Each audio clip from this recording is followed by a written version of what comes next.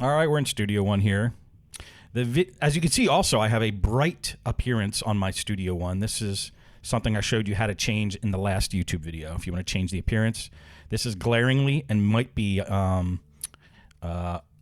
too bright for some people. What's the word I'm thinking of? Annoyingly bright, but I like it. Anyway, here's what we're going to do. If you go into Studio One and under Options, right? Under Audio Setup, this is where you pick the hardware you want Studio One to use to output to your speakers. If you don't have anything hooked up, nothing like USB, or you didn't go buy a box at Guitar Center, like an audio interface box, you're probably going to see Windows Audio if you're on PC, and I don't know what it's called on Mac, probably Core Audio or something like that. And that's fine, right? It will work. But if I keep I'm on a Windows PC, and when I keep Windows Audio on, and I drag in an instrument like my tie, and I have a MIDI controller hooked up, like you can see here in my lower screen, when I hit a key, there's an actual lag. Like I'll signify when I press. So I'm pressing keys, and there's like a half-second lag between when me playing and the music starts, or the sound starts. That's because Windows Audio isn't built for like music production in this way, where you want the key press to be instant and trigger the instrument. It's just not wired for that. It never was wired for that, and it's always been a problem, which is why people go and buy audio boxes like this from Focusrite, the Scarlett. You can't really go wrong with a Scarlett. It's like kind of like almost like the standard now for audio interfaces. You've probably seen them around, and they're really good. PreSonus also makes good interfaces too. Under their hardware, they have the new series of Quantum, which are a little more expensive, but these are boxes that which are called audio interfaces. And if I just click on this tab, let's see what we got here. Okay, they're selling the Quantums, obviously, but in audio interfaces, you have different ones like, let me just pull up like the USB 96 is an old standard. A lot of people still use this guy. You know, it's a little box like the Focusrite. PreSonus makes good ones too.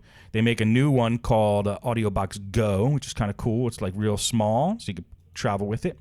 So why get one of these? Well, one of the reasons, the main reason we're going to talk about in this video, is it gets rid of that lag. That lag between when you press a key and when you hear the sound. That lag, by the way, is called latency. So if you ever hear latency when you're doing shopping, or you go to Guitar Center or Sweetwater and the guy's like, this stuff's very low latency, you don't have to pretend to know what that means now. This is what it means. Not that you would. I'm not saying you're stupid or anything. Like I'm stupid. But latency latency is the lag between when you press a key and when you hear a noise. So you want very low latency. So if I switch this to I have a Focusrite that's not hooked up though. I'm using a Yamaha. I'll use it in a second. And I hit OK. Now watch when I press a key. Here we go. Pressing the key now. Press. It's instant. Very low latencycy. Now, last thing I want to talk about in this video, because you might all have this already hooked up, and you might be experiencing problems or whatever. I want to talk about this block size. We don't have to get technical here, but I want you to see with this, where it says 256 samples. You can control this in whatever device you buy. Should have its own control panel where you can adjust this size, this buffer size it's also called. If I put it on 2000, right? And now I press a key, there's major lag, just like on Windows. But when you have a real high number like 2000 in your controls there for the buffer size, even though there's a lot of lag, what it allows the computer to do is take it really easy on your CPU, on your processor. It's very easy on your computer when you have a high buffer size. It's basically storing a lot more data in whatever the buffer is. We're not going to get into that, but it's able to store a lot more data in bigger chunks, like 2000 size chunks. But because it's doing that and taking it easy on itself, it's not allowing you to hear instant sound like you want. So that's why it's pretty common to get around like 256 for between 128 and like 512. It's going to sound pretty instant on most devices. You can even get lower. Like if I go to 32,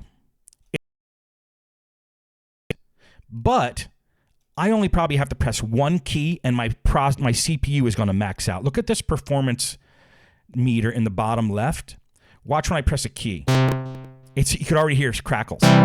Hear those crackles? The processor can't handle it because it's trying to do things so fast, and it's storing such little data in such little chunks so it can give you speed that it's too much. So that's why mine was set by default at 256. But let's go 128. Let's see. So the lower you get, the less latency there is, the more instant it is. And there was no breaking up there. The processor can handle it. But, and that's fine. But if I put 2 more tracks of this and the computer had to process all those tracks, it might be like, yo, screw you. I am tired and this is too much for me. So you have to think of this buffer as how nice am I going to be on my computer before it starts to scream at me. And usually between 128 and 512, you won't hear really much latency.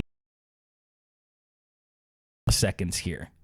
So 256 is fine with me. And that allows me to make a lot of tracks where the processor could still handle it and not freak out at me and feed or create crackle and distortion.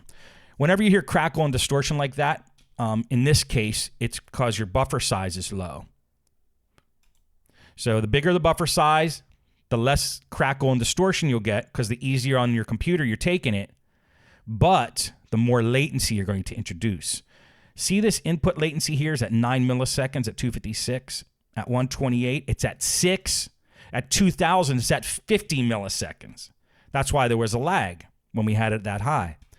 But I think when you get up, but probably up to like 20 milliseconds is when you're going to start hearing some lag.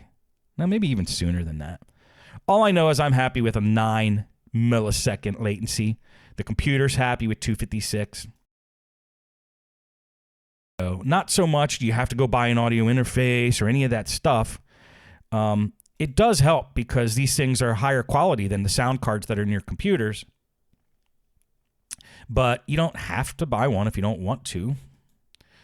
But you're going to have latency when you try to do things straight up on your MIDI controller on a PC.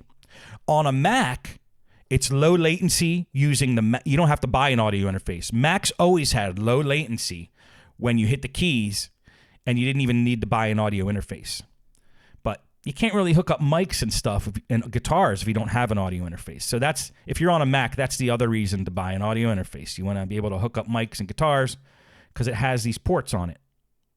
There's a mic port and a guitar port in the front, and computers don't have that built in, so that's why you would get an audio interface.